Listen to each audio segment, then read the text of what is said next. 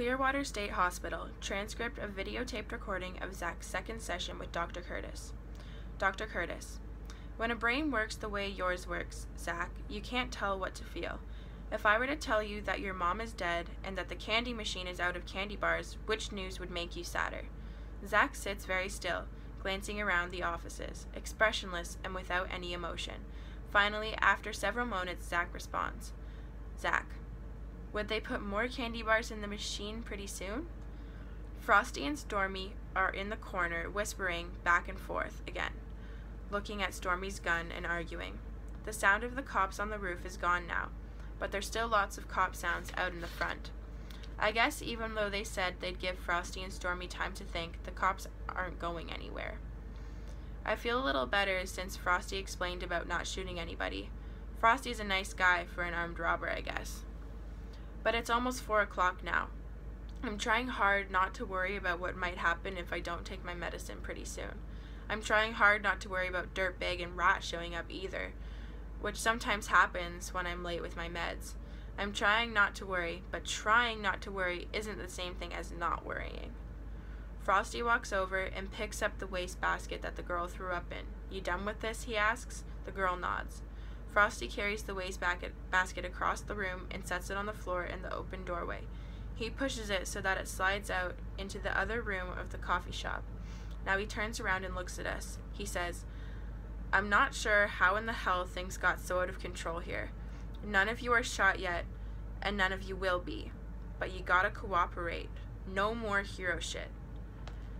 I look around at everyone while Frosty is talking. The guy who tried to grab the knife still looks really mad. The two old ladies just stare at the floor.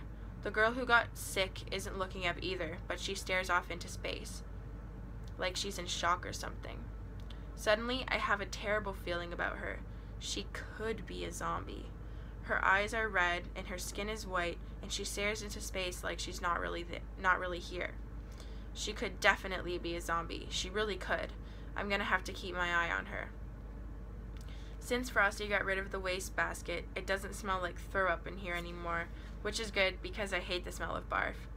The two suits look like they've looked the whole time, scared. Laurel and Hardy lookalikes.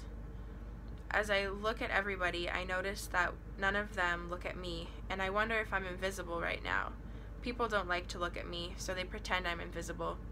You know, maybe I am. I jerk my arm up into the air real fast like I'm raising my hand in class, then I pull it down just as fast. Everybody looks at me, then looks away, except the skinny suit, who stares at me with a completely grossed out expression, like he's looking at a worm or a toe jam. Then he says, Jesus, and shakes his head. The fat suit says, just ignore him. He's nutty as a fruitcake. I ask them, do you like maple bars? The fat suit says, shut up, nutjob. Frosty says to the man, you shut up. The fat suit shuts up. Everybody does. I leave my arm down at my side. I guess I'm not invisible. I guess that's a relief. Kind of. Man, I need my medicine. Now I feel the weird feelings, bad feelings under my skin, like ants are crawling over me, or like there's something horrible swimming in my blood. Wong Gong, you're a stupid Wong Gong. Maybe I am. I'm starting to feel worse and worse.